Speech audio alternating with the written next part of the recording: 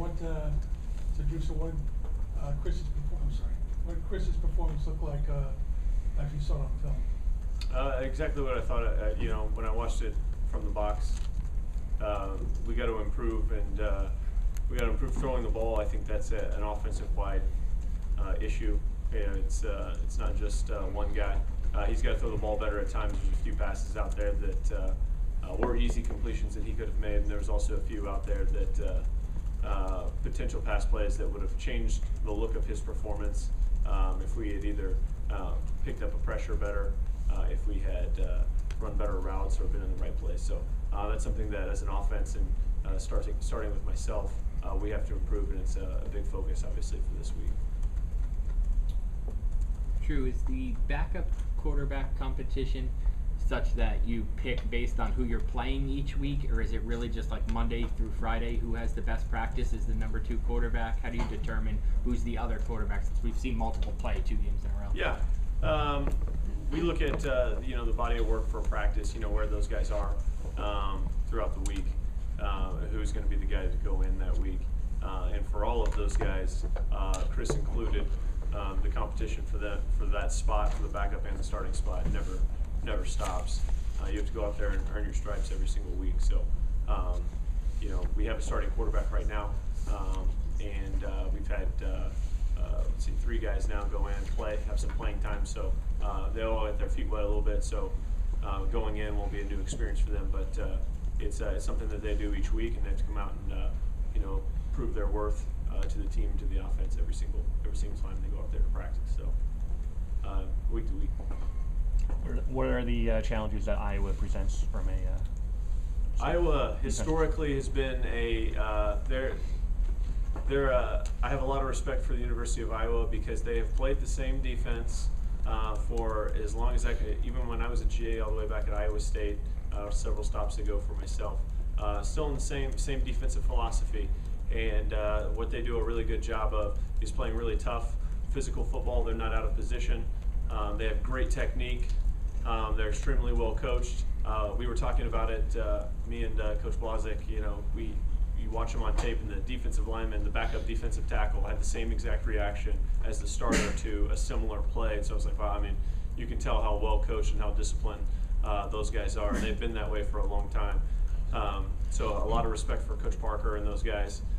They've done an excellent job for years in not a terribly complicated scheme, but an extremely disciplined one. They tackle well in space. They know their weaknesses. They know where you're going to try and challenge them, and they play to that game. So for us, it's going to be being equally as disciplined, and when we have our chances and our opportunities, capitalizing on them. How did North Dakota State attack them, and are there things that you can take from what they did as well? North Dakota State, they did a lot of things. Really, I was kind of a little bit caught off guard by what North Dakota State did. They came out, and what I know of North Dakota State, it's a little bit heavier personnel. They were an under center power team. They weren't completely, they were a little bit shotgun. They were a little bit 11 personnel. And they did some things. Quarterback ran around and made a few plays. So it was exciting to watch North Dakota State. You know, they're still North Dakota State, as we all know, physical. Going to try and run the ball in the A gaps, and but I think that for North Dakota State, they didn't make any mistakes. You know, I thought like we just said in our game plan, they were physical, and then when they had their opportunities, they capitalized on them. And so we're looking to do something very similar to what they did as well. Tariq is a first-time starter. He was benched in the first half at Howard. How has he kind of learned on the job on the fly, and how did he respond on Saturday to his benching? He was really good. He was really good to when we sat him for a little while. He was excellent. He came back in and finished the game. He finished later, and he played well. You know, every now and then people get ahead of themselves a little bit, and maybe the game is going a little bit fast, or for whatever reason just need a moment to calm down and to check themselves. And so that's what happened to Tariq, and Tariq came back in and played well. In terms of his response and how it fits, Coach Blazek's done a great job building the culture in that room, and so it's always a next man in and support the 5 guys that are out there. So he was great. He was great, and came in because of that. I thought he came back in and played well. He didn't let his emotions or anything get to him. Coach, going back to the backup quarterbacks, when you have 3 of them, how tough is it to get them reps during the week, and is it tougher to gauge them on a limited amount? Yes, it is tough because obviously you're trying to get your team ready to go play, and we've got a starting quarterback, getting him the reps that he needs to go get ready to play a game, especially one like this one where we're starting Big Ten conference play, and finding opportunities to get those other guys reps to see if they have a chance to, if they're ready or if they're going to go in and prove themselves to, maybe down the road be the starter, and make sure that that competition stays alive.